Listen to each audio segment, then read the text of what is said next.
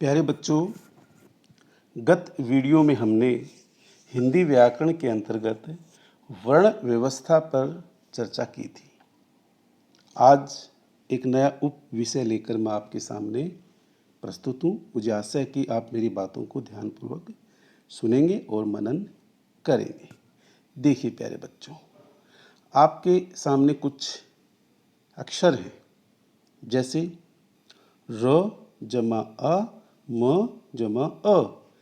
इनको हमने जब जोड़ा तो आपके सामने ये निकल कर आया।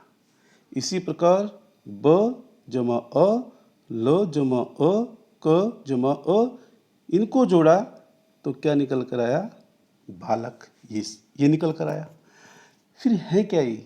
प्रश्न तो यही बनता है कि ये है क्या? इनको जोड़ने से राम बना और इसको जोड़ने से बालक बना। प्यारे बच्चों, जब हम कोई भी चीज़ जोड़ते हैं तो स्वाभाविक है नई चीज़ तो बनती है। जैसे 1 जमा 1 जमा 1 जमा बराबर कितनी हो गई? 3। आई कि नहीं? नई संख्या आई। इसी प्रकार वर्ण पर भी यही शर्त लागू होती है। प्यारे बच्चों, जब हम वर्णों को जोड़ते हैं, वर्णों को मिलाते हैं तो एक नया क्या बनता है प्यारे बच्चों? एक नया बनता है शब्द बनता है। क्या बनता है? शब्द। शब्द आप हिंदी भाषा पढ़ते हैं, बहुत सारे आप शब्द पढ़ते हैं।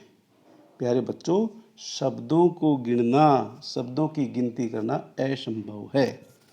शब्दों को हम देखें तो मुख्य तौर पर शब्द को हम 4 भागों में बांटते हैं। आपके समक्ष एक पेड़ है, नीचे गमला है, ये शब्द है। ये 4 भेद हैं। पहला उत्पत्ति के आधार पे, दूसरा व्युत्पत्ति के आधार पे, तीसरा अर्थ के आधार पे और चौथा प्रयोग के आधार पे। ये पूरा एक शब्द का परिवार है जिस पर हम क्या करेंगे? आगे चर्चा करेंगे। अब देखिए, पहला जो भेद आपके सामने है, उत्पत्ति के आधार पर शब्द के भेद। उत्पत्ति का अर्थ क्या होता है प्यारे बच्चों? मैं बता दूं आपको। उत्पत्ति का मतलब जन्म होता है, उद्गम होता है। सीधी सी बात है, सटीक बात है कि हम यहाँ पर किसकी चर्चा कर रहे हैं? हिंदी की। तो अर्थात हिंदी भाषा में शब्दों का सबसे पहले क्या होगा? उद्गम होगा या क्या होगा प्यारे बच्चों? जन्म होगा। इसके आधार पर हम जब इनको बांटें, उत्पत्ति के आधार पर शब्द के भेद करें तो इनकी संख्या कितनी है? 5। 1 तत्सम, 2 तद्भव, 3 देशी, 4 विदेशी और 5 संकर। इन 5 के आधार पर ही हम इन चर्चा करेंगे। अब देखिए, आपके सामने ये आ गया, नई चीज निकल कर आई। पहला भेद उत्पत्ति के आधार पर शब्द का तत्सम, दूसरा तद्भव। दोनों को बड़ी आसानी से मैं आप समझाने का प्रयास करूंगा, ध्यान से सुनना। ये संस्कृत भाषा है और ये हिंदी है जिसको हम पढ़ रहे हैं। प्यारे बच्चों, संस्कृत से जो शब्द, संस्कृत से जो शब्द जो के त्यों का मतलब बिना किसी बदलाव के किस में आ जाए? हिंदी में आ जाए, वो क्या कहलाएंगे? तत्सम कहलाएंगे। जैसे कपाट, हस्त और दुग्ध, ये संस्कृत के शब्द हैं और ये यूं के यूं किस में आएंगे? हिंदी में, वो तत्सम कहलाएंगे। अब तद्भव क्या बनता है? देखो तद्भव देखिए। अब तद्भव कहता है कि बदल कर, संस्कृत से बदल कर किस में आए? हिंदी में आए, वो क्या कहलाएंगे? तद्भव। जैसे कपाट का अर्थ क्या होता है? किवाड़, हस्त का हाथ, दुग्ध का दूध। अब मैं आपको बड़ी आसानी से बता रहा हूं कि जो ये शब्द हैं, ये संस्कृत के जो के तो आपको कहीं भी हिंदी में दिखते हैं तो तत्सम कहलाएंगे, और ये किवाड़, हाथ और दूध आपको दिखता है तो ये क्या कहलाएंगे? तद्भव कहलाएंगे। क्योंकि अब ये बदल कर आ रहे हैं और यहाँ पर ये बिना बदलाव के आ रहे थे। प्यारे बच्चों, तत्सम शब्द भी होते हैं जो शब्द जो के त्यों हिंदी भाषा में आए, और तद्भव शब्द वो कहलाते हैं जो संस्कृत भाषा से बदल कर हिंदी में आई। अब आगे बढ़ते हैं आपके सामने। देखिए प्यारे बच्चों, अब क्या है आपके समक्ष? ये तीसरा है और ये चौथा है। देशी, देश से। जब आवश्यकता अनुसार हम शब्दों को चुनकर ग्रामीण परिवेश में स्थानीय स्तर पर हिंदी भाषा में प्रयोग कर दें तो उन्हें हम क्या कहेंगे? देशी। जैसे थैला, पगड़ी, भोंदू, भोपू और भी हैं, फटका है जी, और रोड़ा है जी, जूता है, ये सब देसी शब्द हैं।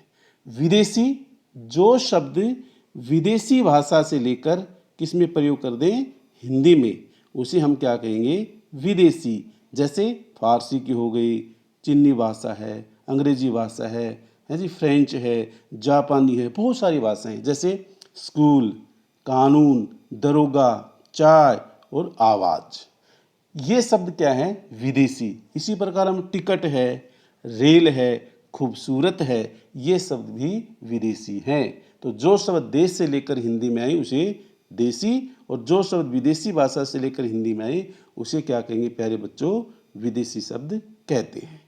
अब देखिए, ये हमारा पांचवा जो भेद है उत्पत्ति के आधार पे शब्द का, वो संकर है। संकर का अर्थ क्या होता है, मेल या जोड़। प्यारे बच्चों, जब दो भाषाएं जब मिलती हैं और मिलकर एक शब्द बनाती हैं, और उसको हम किस में प्रयोग करते हैं, बताओ प्यारे बच्चों, कौन सी भाषा में प्रयोग करते हैं, हिंदी में, उसे हम क्या कहेंगे, संकर। जैसे रेलगाड़ी, अब रेल शब्द किसका है, अंग्रेजी का, गाड़ी शब्द किसका है, हिंदी का, तो ये किस में आ गया, हिंदी में आ गया। इसी प्रकार छायादार, इसी प्रकार जेल खाना, जेल अंग्रेजी का है, खाना उर्दू का है। आपने अस्पताल में देखा होगा ऑपरेशन कक्स, तो सीधी सी बात है, ऑपरेशन किसका है बताइए प्यारे बच्चों, अंग्रेजी का है। कक्स किसका है बताइए, ये संस्कृत का है। कहने का मतलब मेरा ये है प्यारे बच्चों कि जो दो भाषाओं के मेल से बने और हिंदी में प्रयुक्त हो जाए उसे हम संकर शब्द कहते हैं। प्यारे बच्चों, अब हमने जो पढ़ा, उत्पत्ति के आधार पे हमने जो शब्द के कितने भेद पढ़े, 5 भेद पढ़े, उनके अंतर्गत हमने जानकारी प्राप्त की, आपने समझा। इस आधार पर मैं आप पुनरावृत्ति के अंतर्गत कुछ तीव्र अध्ययन करते हैं और आपसे पूछते हैं कि बताइए भाई ये शब्द कौन सी श्रेणी में आएगा। सिगरेट, प्यारे बच्चों, ये अंग्रेजी भाषा का है, इसलिए हमको विदेशी शब्द कहेंगे। कबूतर, ये संस्कृत से बदलकर हिंदी में आया है, तद्भव होगा। कोकिल, ये प्यारे बच्चों संस्कृत का शब्द है, जो क्या तो हिंदी में आया है, तत्सम होगा। बम वर्षा, इसमें 2 शब्द हैं, 2 भाषाओं के हैं, ये संकर होगा। लोटा अपने गांव का शब्द है, देशी। मक्षिका, ये संस्कृत का शब्द है, हिंदी में आया, ये तत्सम। ठोकर, देशी। भिक्षा, तत्सम। घृत, तत्सम।